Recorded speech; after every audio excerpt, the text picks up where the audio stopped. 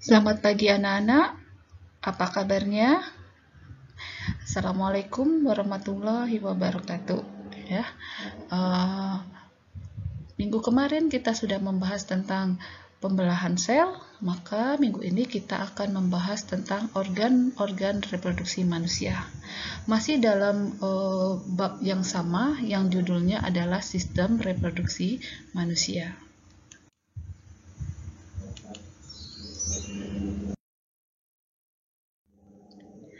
Dalam sistem reproduksi manusia, karena kita ada dua jenis kelamin, yaitu laki-laki dan perempuan, maka organ reproduksinya juga berbeda, ya. Jadi kita akan membahas tentang organ reproduksi pada laki-laki dan organ reproduksi pada perempuan.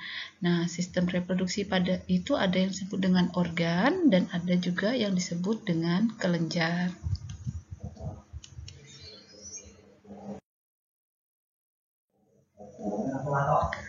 Organ reproduksi laki-laki itu terdiri dari dua bagian, yaitu bagian luar dan bagian dalam. Bagian luar ada yang disebut dengan skrotum. Ya. Ada yang disebut dengan skrotum. Skrotum itu yang mana ini? Bagian kulit, ya. Dia membungkus testis. Testis ini ada di dalamnya ini. Nah, bagian yang kedua adalah penis. Nah, ini bagian yang berfungsi untuk menyalurkan sperma ke dalam tubuh wanita.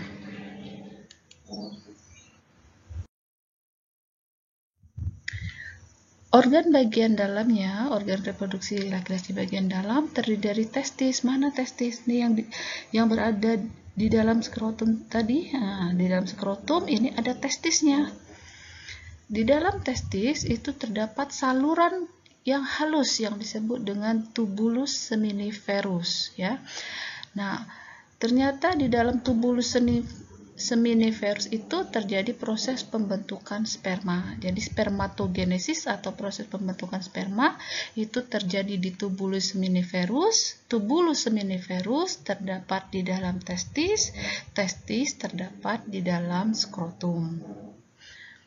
Kemudian jika sperma tadi sudah jadi, maka akan dibawa ke epididymis di sini. Di atasnya testis ada saluran namanya epididymis. Epididymis berfungsi untuk tempat pematangan sperma. Jadi sperma yang sudah jadi tadi belum siap untuk membuahi, maka perlu dipatangan dulu, ya, di epididymis.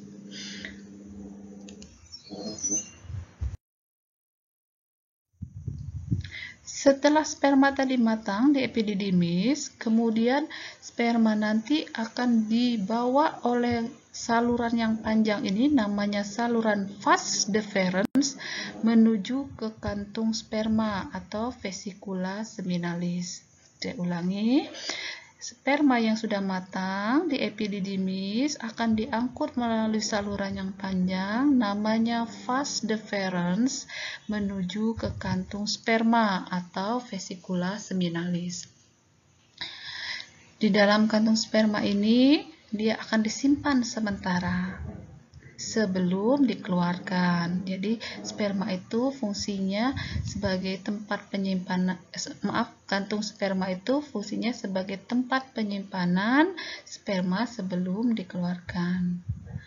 Kemudian ada saluran lagi di dekat sperma, ya, menuju ke persimpangan. Ini saluran namanya saluran ejakulasi.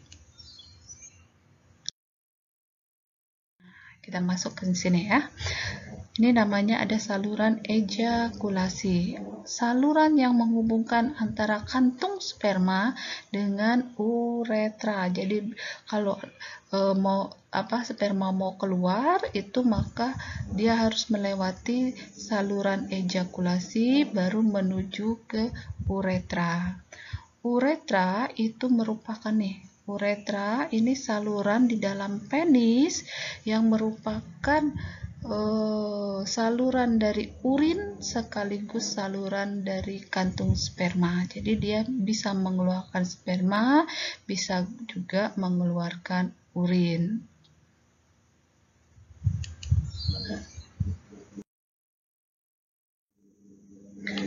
Kelenjar reproduksi pada laki-laki. Yang pertama adalah kantung sperma. Jadi selain menampung sperma, dia juga berperan sebagai kelenjar yang mengeluarkan cairan.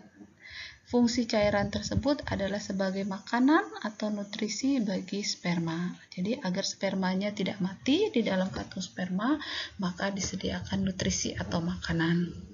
Yang kedua adalah kelenjar prostat. Kelenjar prostat ini fungsinya untuk menghasilkan cairan. Jadi ada cairan basah bukan tanpa H, yaitu yang pH-nya di atas 7. Cairan basah ini fungsinya adalah untuk mengurangi keasaman dalam organ reproduksi wanita. Jadi wanita itu sifatnya asam, maka sperma itu akan mati jika terkena cairan di dalam tubuh wanita yang sifatnya asam. Maka sama kelenjar prostat dihasilkan cairan yang sifatnya basah sehingga bisa menjadi netral. Berikutnya adalah kelenjar Cowper. Kelenjar Cowper ini untuk menghasilkan cairan yang berupa pelumas. Jadi sebelum sperma keluar, maka ada cairan pelumas yang dihasilkan oleh kelenjar Cowper.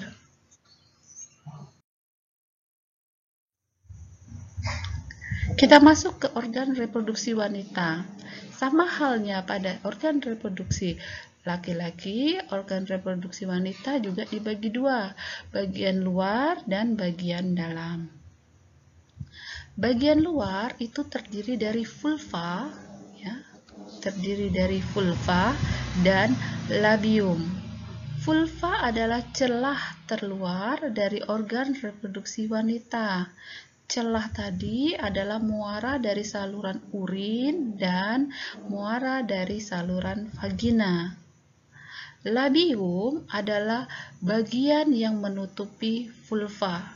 Terdiri dari labium mayor, ini besar artinya, dan labium minor, ini artinya kecil.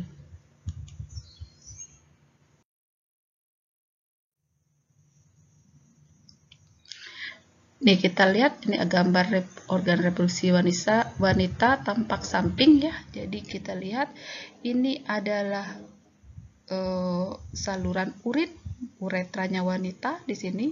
Ya, ini kantung kemihnya. Ini saluran uretranya. Nah, ini muaranya tadi, vulvanya. Ini vulva dari vagina nih. Ini vulvanya, muaranya. Ini saluran vaginanya. Kemudian ini ada labium mayor di sini, ini labium mayor dan ini labium minor. Inilah yang berfungsi menutup dari muara atau lubang tadi ya, agar terhindar dari binatang ataupun debu.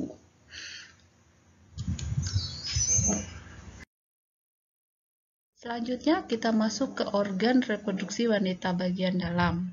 Nah, di sini ada sepasang ovarium. Jadi ovarium wanita itu ada dua, yaitu sebelah kanan dan sebelah kiri. Sama seperti pada laki-laki, testis laki-laki juga ada dua, sebelah kanan dan sebelah kiri.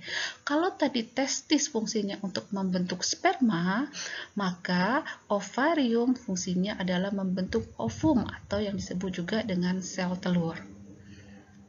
Setelah sel telur dibentuk di sini, setiap bulan hanya satu ya, setiap bulan itu sel telur yang dihasilkan cuma satu. Kemudian jika sudah matang, maka dia akan lepas dari ovarium, peristiwanya namanya ovulasi, kemudian ditangkap oleh infundibulum, kemudian masuk ke oviduk. Oviduk ini adalah saluran telur, ada juga yang menyebutnya sebagai tuba Fallopi.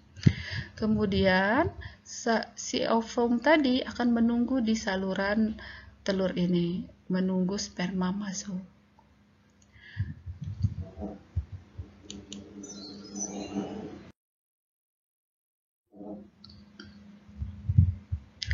Selanjutnya adalah bagian yang ketiga yaitu namanya rahim atau uterus ya.